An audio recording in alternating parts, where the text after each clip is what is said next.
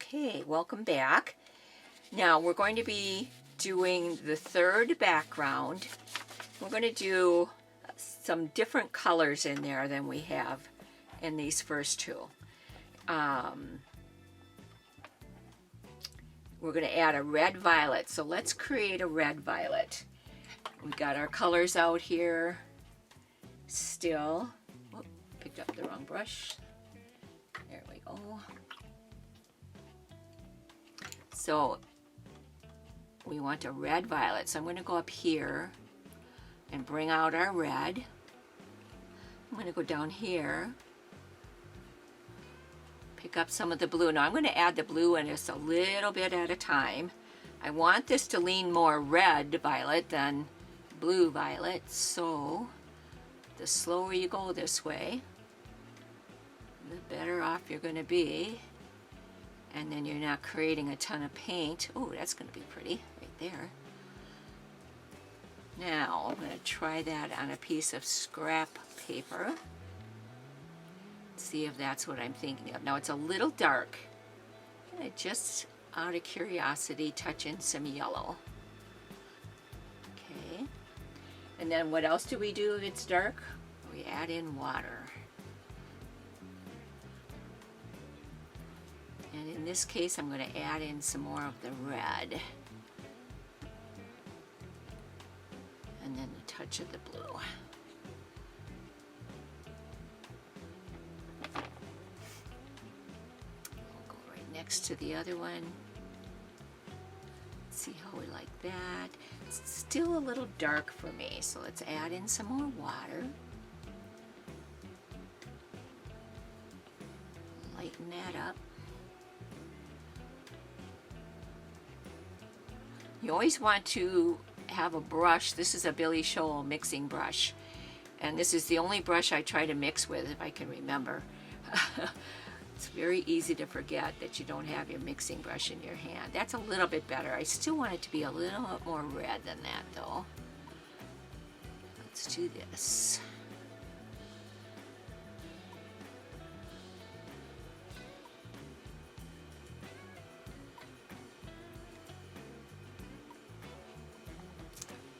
Want a little more red.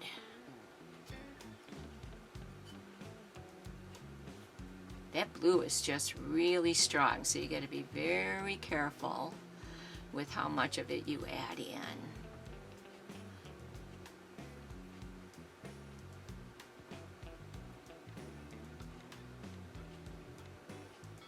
It's a little better, but I still want it to be lighter.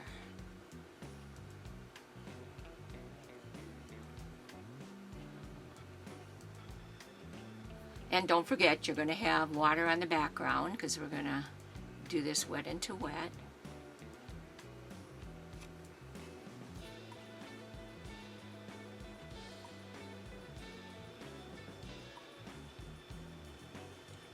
I'm adding in just a touch of the yellow. Just want to brighten that up a little bit. There we go, that's better. Just a little bit more. Just with these three colors, you can create just about every color on the color wheel. Red, yellow, and blue, of course, primary colors, so yeah, I think that's going to be better. It's a little bit more vibrant, and that's what I want. Okay, so there's our red violet. Now we're going to do a yellow beige.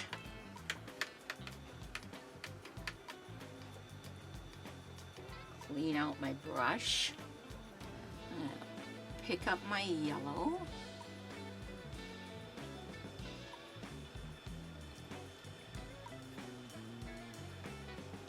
Adding in just a touch of the red.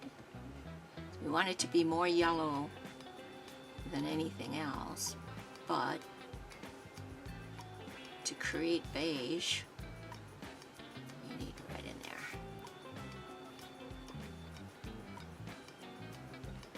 And we're going to need a little bit more water.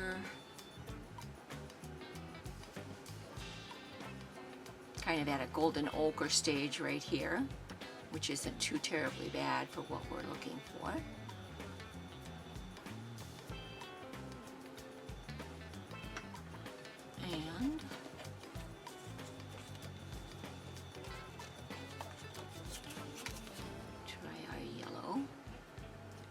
That's not too bad. Maybe just a touch more red. Just tipping in to the corner of my brush into the piles of paint.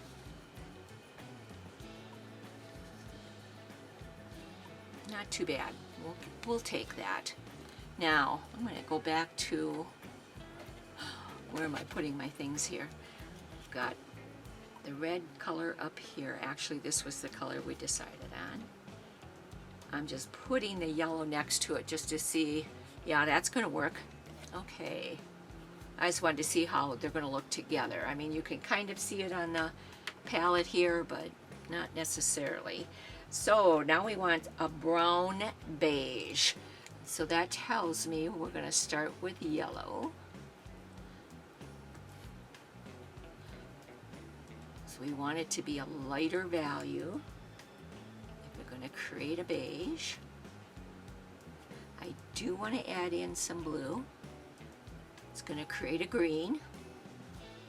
And what's going to brown down green is your red. Not too bad. This one's more golden ochre color. This one's more red burnt sienna color, very light. And that's what we want. Just adding in straight water at this point because I got the value that I wanted, but now I'm just making it, or the color that I wanted, now I'm just making it lighter. There we go. So that'll be the one yellow beige, or the brown beige, and then the other one is the yellow beige. We'll put those side by side. Yep, that'll work. And then the red, let's see. Oh yeah, those will be our three values. So that's going to work. Now I'm going to clean out my mixing brush. I think I cleaned out my brush. I did. I'm going to clean it out one more time to be safe.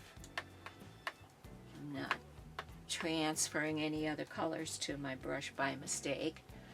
And we'll go ahead and wet the background. Again, if I were using a full sheet of paper for this, of course I would use a larger brush.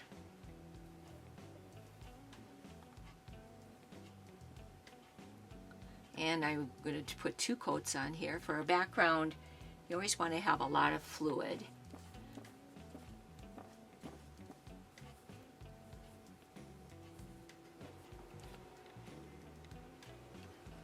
And I am using the water with the blending and glazing medium in it so that it'll flow and stay open longer. Now this one is right up to the edge, so I end up doing a half and half here, but not because we needed to, just because that's the way it ended up with the design on there. This is such a good way to do your decision making, especially with such a lovely design. You want to make sure you have in your mind if you want to use this background, that background, wet on wet, wet on damp, whatever. So you kind of want to have your plan made ahead of sitting down and actually painting, and this is the best way to do it.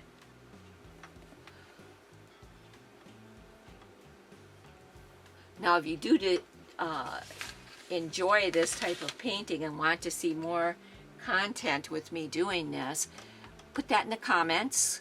Give this video a like so that YouTube is aware that that's what you would like to see have happen. And I'll know as well that you like it. So we'll continue to do this. And I'm just, again, going right ahead and adding in my second coat of water.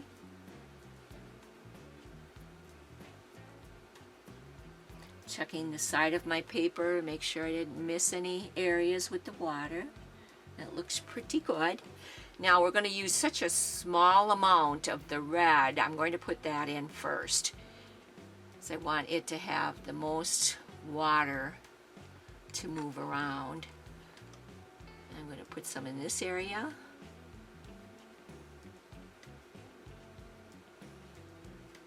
And it's coming out lighter in value, which is great. That's fine. I don't want it to be overbearing.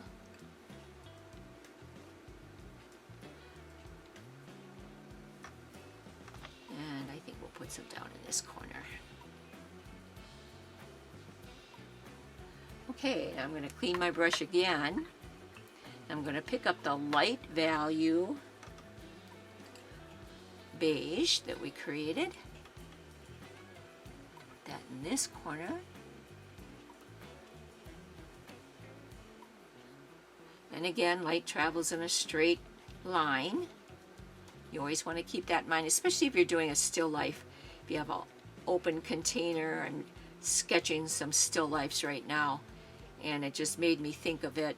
You always want to have, with an open container, say this wasn't closed, but so your highlight's coming in from here, and the side of your container is going to have your highlight. But in the open area, this is going to be dark, and then the mid value, and then the highlight. Because what happens is it kind of reverses when that's an open container like that. So you want to keep that in mind too. Now I'm just going to go ahead and add in some of the darker right away while it's still wet. Now I'm going to switch over to the darkest yellow or beige, whatever you want to say. And just kind of fill in the areas that need it.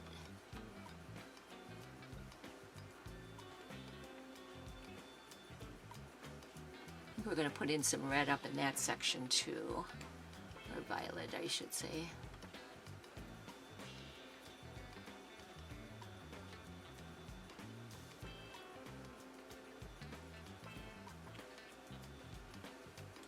All right.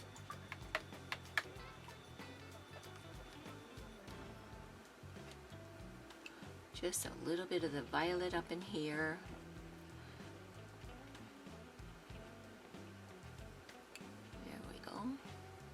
Now, I do see that I went over into the petal in one spot on the yellow, so I'm going to pick up my eradicator, get it moist, pick up a clean piece of paper towel,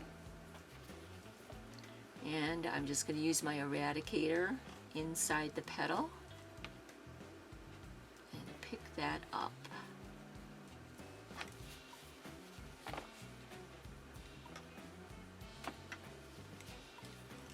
And just work it until you're done. Until you got it gone.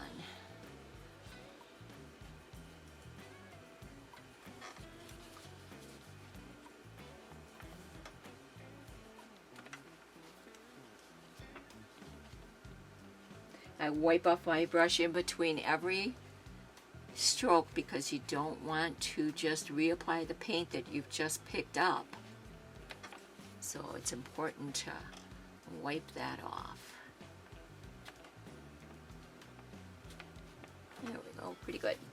Now it looks like there's one spot, and I'm just going to take a smaller brush right in here that needs to have some of the lighter yellow. Tape's right there too, so it's kind of hard to see if you got it or not.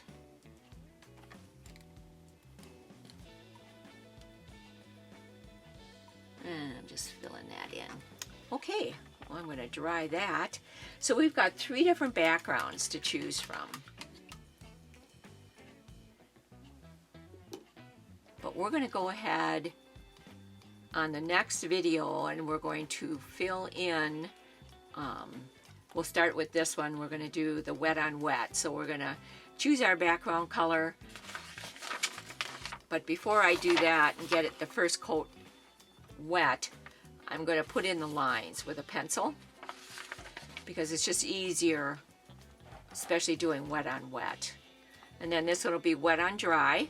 So our brush will be wet, the background will be dry.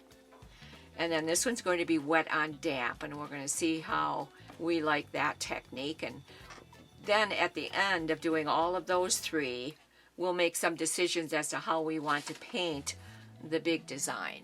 Whether we want to go with the wet on wet, wet on dry, which background we're going to choose. So we're going to have some fun in the near future here. So I'll see you next time. Thank you so much. Be sure and check me out at patreon.com. You can see me paint stroke by stroke. Thank you that much.